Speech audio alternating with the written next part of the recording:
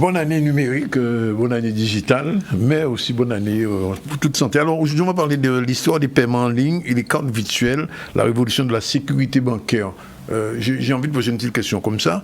Il y a vraiment une sécurité bancaire avec les cartes... On va le découvrir justement. On va découvrir. Tu vas spoiler.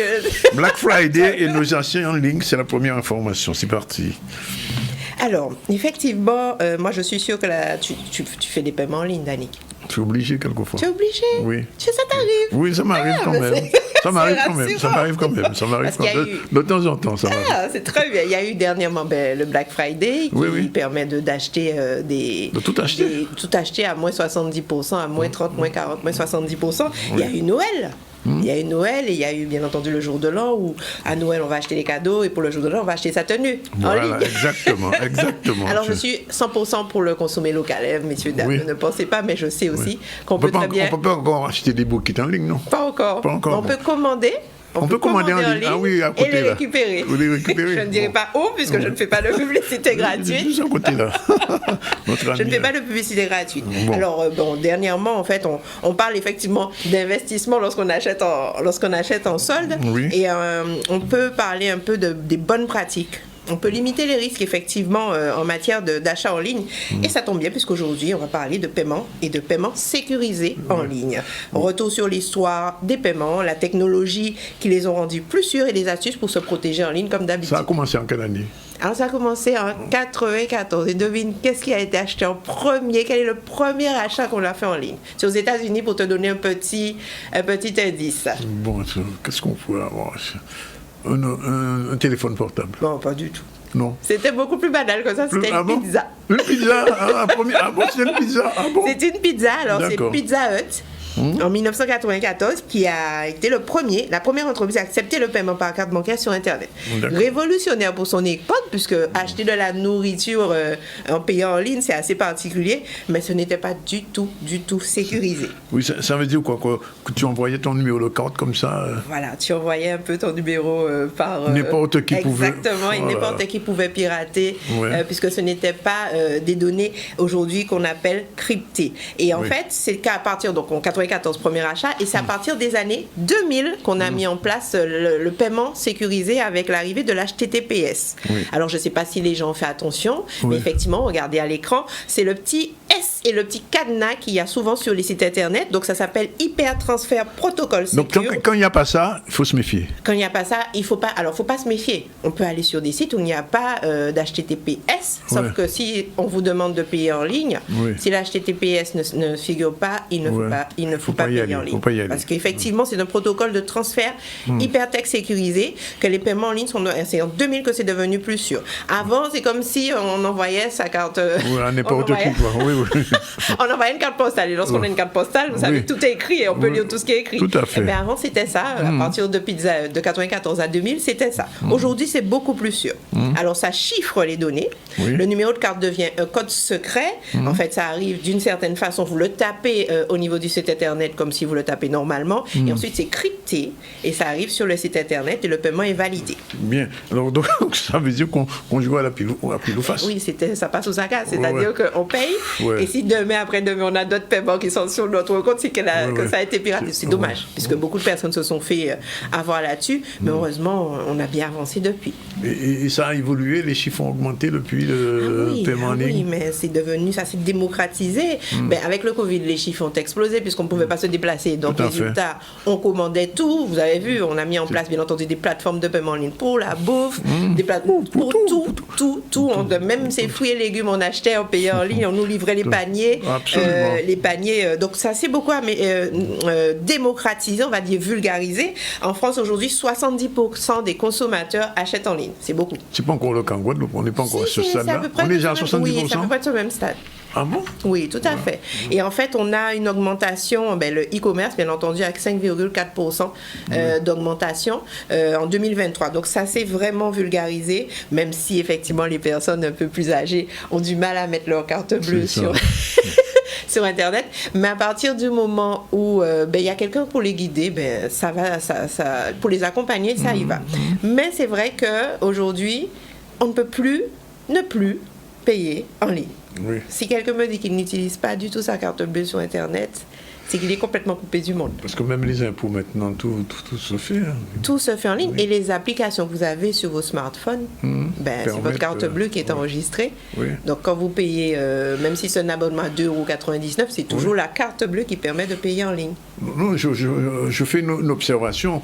Dans certains pays, aux États-Unis par exemple, et même à Saint-Martin déjà, l'essence, on fait son plein d'essence avec son portable. Il n'y a plus de vendeurs. Il n'y a plus de vendeurs. Mais ça veut dire que dans les supermarchés bientôt, on pourra faire ses courses uniquement avec son portable. Même avec sa peau, comme j'avais dit, le QR code. Oui, le QR code dessus. Non, mais ça veut dire qu'il y a des emplois qui vont disparaître. C'est clair. Ouais. Et c'est clair, ça plus l'intelligence artificielle, c'est la modernité. Il suffit, il faut s'adapter. Et en même temps, il y a de la fraude. Alors, il y a de la fraude, mais il y a de moins en moins, justement grâce aux mesures d'authentification forte. Souvenez-vous, lorsqu'on avait parlé des adresses e-mail et qu'on disait qu'il faut une double authentification, à savoir une première connexion avec votre mot de passe et puis une validation via le téléphone portable. Aujourd'hui, c'est exactement la même chose qui est mise en place, grâce à la loi européenne, merci à la directive européenne DSP2, qui demande la double authentification à partir d'un achat de plus de 30 €. Donc, concrètement... une validation sur le site internet en question et soit un SMS reçu, soit l'application de votre banque qui vous dit attention, vous avez un paiement. Est-ce que nos enfants ne peuvent même plus prendre la carte de papa ou de maman à lâcher quelque chose. C'est très les notifications sont très importantes puisqu'effectivement à partir du moment où vous l'activez, et s'il vous plaît messieurs dames, ne désactivez pas les notifications de votre application bancaire puisque dès qu'il y a une transaction de fait via une carte bleue, vous avez une validation ou une notification qui vous dit quand c'est moins de 30 €. Donc ça veut dire aussi qu'on est obligé d'avoir un portable. Mais aujourd'hui, le smartphone est incontournable, voyons. Oui. Non, mais je dis ça. Je ne sais même pas de quoi tu parles. D'accord, merci. Je ne sais même pas comment les personnes arrivent à vivre son téléphone. J'ai en 4.0, toi. Bon, ok. Même au 6.0, tu veux dire.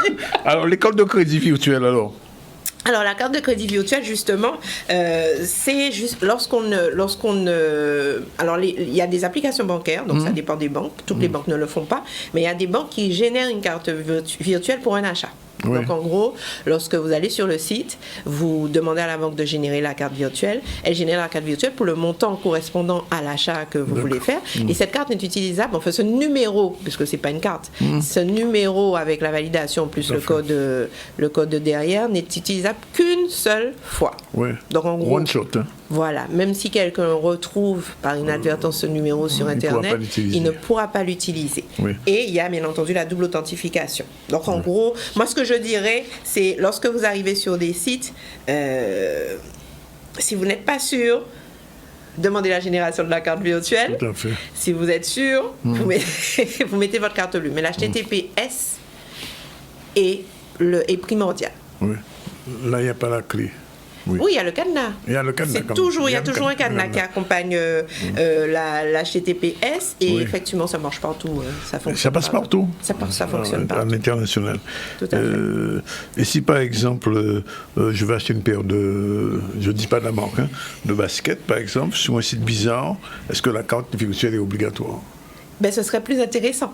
Oui. Maintenant, si tu veux l'acheter sur un site bizarre, je ne vois pas pourquoi tu irais acheter une carte. Si jamais, on n'en a pas encore parlé ici, mais il y a le darkness.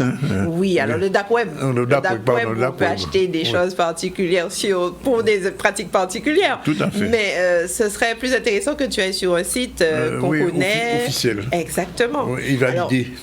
Si, effectivement, la personne veut acheter sur un site bizarre, notamment le dark web, il vaut mieux qu'elle utilise. Alors, je ne prône pas l'achat sur le dark web, messieurs, dames. Non, on n'a pas dit ça. Il est plus préférable qu'elle utilise la carte virtuelle. Et si elle veut payer par exemple son abonnement télé, etc., qui est récurrent mensuel, là, elle met sa carte bleue normale. Et dès qu'il y a de toute façon un prélèvement ou une génération d'utilisation de la carte, je répète, la notification de l'application bancaire dit attention, vous venez de payer 16 € chez un tel. Si c'est bien vous, pas de souci. Si ce n'est pas vous, signalez-le tout de suite. Ça veut dire qu'à terme, on va arriver à la carte physique va disparaître, un peu comme le CD va disparaître, on est passé au streaming. Mais c'est-à-dire que, comme on disait, quand vous êtes sur votre téléphone, vous êtes effectivement, vous appuyez 2 fois et vous payez. Même le sans contact, aujourd'hui, le sans contact qui est limité pour la carte physique n'est pas limité pour la carte qui est sur le téléphone. Puisqu'on considère que c'est un paiement identique à un paiement en ligne. Donc vous pouvez payer 600, 800, 900 € euros avec votre téléphone. Oui. Donc peut-être qu'effectivement le plastique, puisque ça reste un polluant, Oui. le plastique de la carte, si quelqu'un veut valider son achat de carte bleue, il peut demander juste virtuel. Alors le ou chèque physique. a disparu, donc la carte est en train de... Bon. Tout est dématérialisé. Bien sûr. Et est-ce que Maintenant qu'il n'y a plus d'Internet. ça facilite le travail des hackers? Ça facilite, oui, tout à fait, si vous n'êtes pas sécurisé, si vous ne Oui. faites pas attention à où vous payez, si vous ne faites... Oui, encore une fois, les bonnes pratiques sont là. Et quand vous voyez, par exemple, gagner un iPhone, vous recevez un email, gagner un iPhone 15, ne cliquez pas dessus. Oui. Ne cliquez pas, puisque généralement, c'est de l'arnaque et ça vous fait rentrer vos bien, données personnelles. Il Et y à la avait fin, un truc sur la CAF qui fonctionnait à un moment aussi. tout à fait, la Ouais. CAF, les opérateurs téléphoniques, Ouais. EDF aussi, EDF qui vous aussi, dit ouais. attention, si vous avez un remboursement de 146 euros, cliquez ici Ouais. et on clique. Et c'est souvent à Noël, c'est souvent dans les périodes Dans comme les périodes celle-là, comme ça, où ouais. on sait qu'on a besoin de dépenser. Pourquoi pas les 146 euros me feraient du bien? N'est-ce pas? Eh bien, je clique Oui. et je me fais avoir. Ouais. Donc Des- toujours faire attention et lorsque vous regardez l'adresse email correspondante, l'adresse email aussi de l'expéditeur, Oui. parce que des fois c'est écrit EDF arrobas, mais quand vous cliquez dessus c'est plein de chiffres, plein de Plein de lettres. chiffres derrière. Ouais. D'accord. Toujours aussi lorsque vous payez, regardez si derrière il y a une validation, une double validation. D'accord. Et faites attention à ce que vous achetez et surtout ne dépensez pas trop. D'accord. Ne dépensez pas de l'argent que vous n'avez pas. Juste deux petits mots pour résumer rapidement. Alors globalement. pour résumer, Rapidement. on vérifie toujours le site par HTTPS. S'il n'y a Oui. pas de cadenas, pas de paiement en ligne. Oui. D'accord. Évitez de sauvegarder les infos bancaires sur les sites parce que ça vous dit aussi enregistrer la carte bleue. Ça vous dit aussi enregistrer. Ne faites pas ça. Ne faites pas ça. N'enregistrez pas votre carte bleue par défaut sur les sites. On se méfie des adresses email, comme je disais, qui disaient vous avez gagné un iPhone. Oui. Et puis voilà. Normalement, on devrait, comme on dit, naviguer en toute sécurité. Bien, on l'espère en tout cas. Merci Oui. Magali. Merci à toi. Merci pour le retour. Oui. Oui. Il n'est pas virtuel. Il n'est pas virtuel. Il est bien- Elle est bien là. Elle est bien là. Voilà. Il est exactement 13h53. Je rappelle que